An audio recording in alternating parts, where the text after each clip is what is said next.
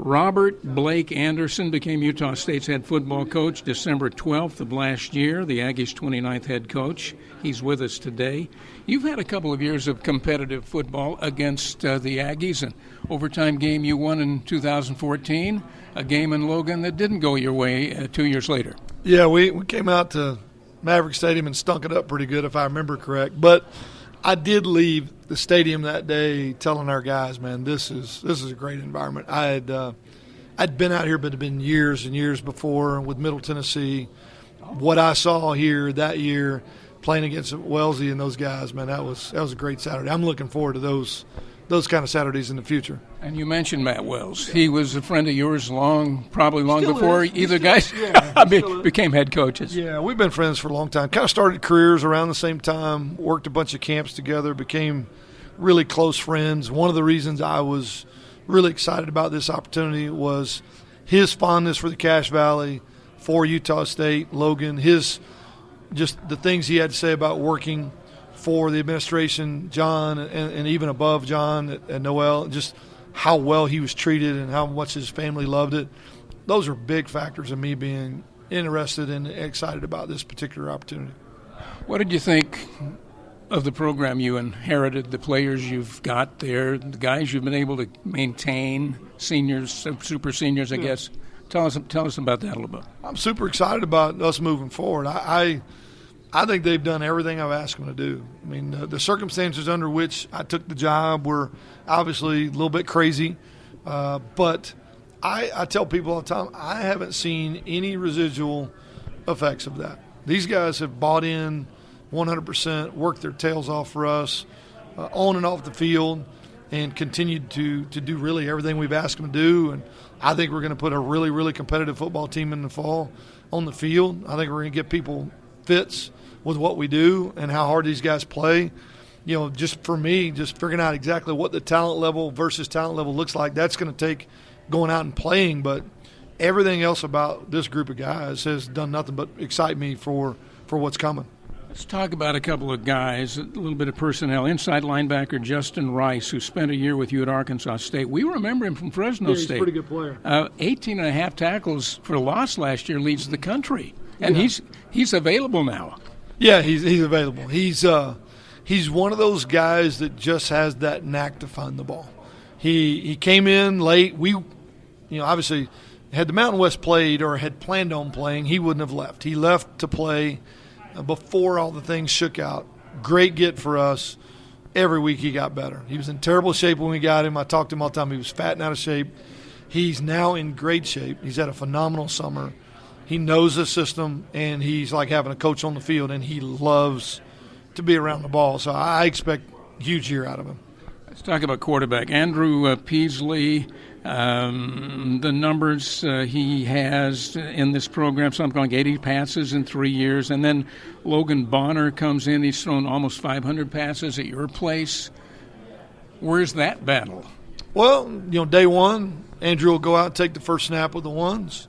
And at that point, it's wide open competition between him and Bonner. Andrew has done a phenomenal job. When you watch our guys train, he's out front of every sprint. He's in there learning.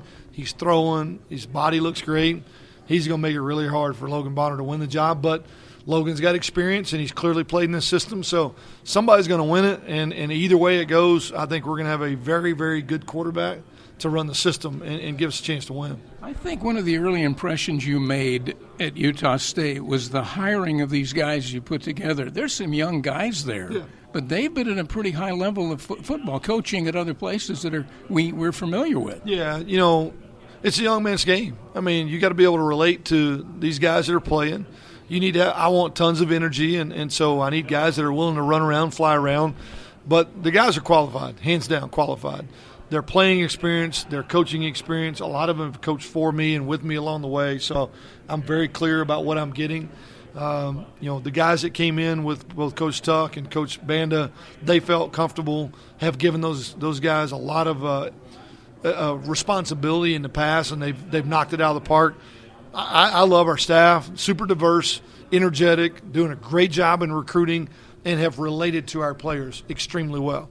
And that relationship, coach-to-player relationship, that environment is going to carry over to the field. It's going to spill over to the field. I think you'll see that youthfulness, that enthusiasm, that energy. I think you'll see it spill over to the field. Aggie fans excited about Chucky Keaton, DJ Tialavea, Al Lapuahu. We've heard those names before. Yeah, and that was big on keeping some Aggies here in Cache Valley. You know, Chucky, easy decision to bring him back. He loves being back.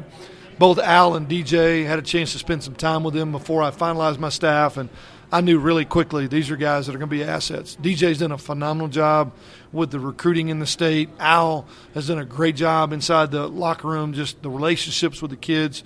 They both bring unbelievable things to the table in terms of culture, family, environment, and just knowing what it takes to win there. I mean, those guys are all part of championships. They remember how hard it was, what they had to do, the measures of accountability, the measures of discipline, how hard they had to work. You know, the blue-collar, chip-on-your-shoulder type personality, those guys have it, ingrained in them better than anybody.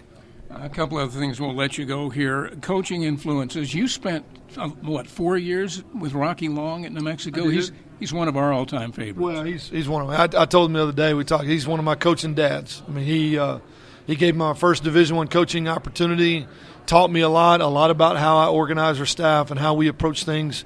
Comes from his just level of discipline and accountability. I think he does a phenomenal. I thought he did a better job of anybody in the country at getting more from less. He's done that defensively for years. He did that at New Mexico. We weren't out recruiting anybody, but we were being competitive, going to bowl games. I mean, he's a hero of mine, and I loved my 4 years with him and think the world of him. Last thing, tell us about the two student athletes you've got here with you this week. Well, we've got Savon Scarver coming, who's pretty easy to remember considering he's preseason All-American and was an All-American last year. He's from Vegas, getting to come home for this event. I think it'll be awesome for him. He's done a great job. And we've got Shaq Bond coming at safety. And, again, just a leader and a guy that has been a stabilizing personality in the locker room and on the field every day. I think it's a great reward for both of them. I expect both of them to lead all season long in their own way. They're both kind of different personalities, so it'll be unique to see how they handle and maneuver this media day experience that they haven't been to before. I think Aggie fans are excited about this year, Coach. We wish you the best, you and your guys. Thank you. Appreciate you having me.